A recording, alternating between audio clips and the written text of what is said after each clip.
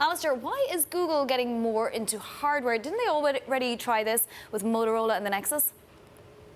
Yeah, I've got one word for you. It's all about control. Google, in the modern times, it has all these great web services and apps and VR and machine learning and things like that.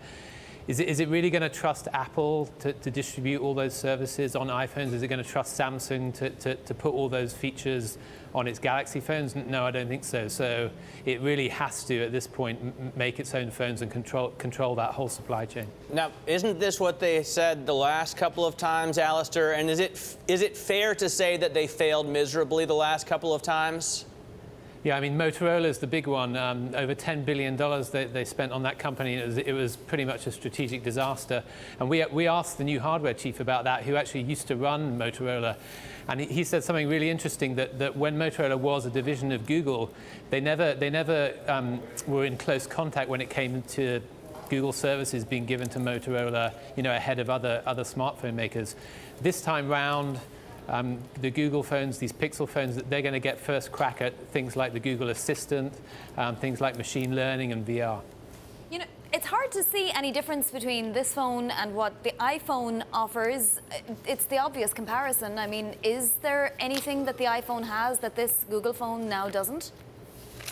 Well, one point of comparison that Google kept going on about was the cameras, and they're very, very proud of the new cameras on these phones, and that's really in the iPhone wheelhouse. And they spent a lot of time on hardware getting the cameras right. And really the strategic goal beyond control for Google is hitting that high end of the smartphone market. Android phones really haven't done that very well.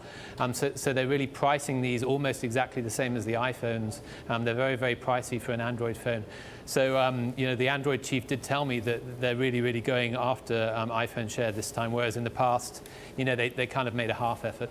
The split among, when you talk to an iPhone user and debate whether with an Android user, it's always really not about the hardware, is it? It's always about the software. The iPhone seems slicker, easier to use, maybe for non-technologically advanced people, and the Android is for people who would rather control their own environment.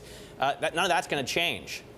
Yeah, I think so. If these phones are actually going to become our digital assistants that we carry around with us all the time, the software and the hardware really has to work very, very slickly together.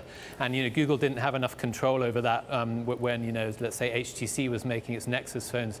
This one, they can start from scratch and say, what is the end user experience? Now we have at least 12 months to line up all the components we need and put them in the right place to make it work.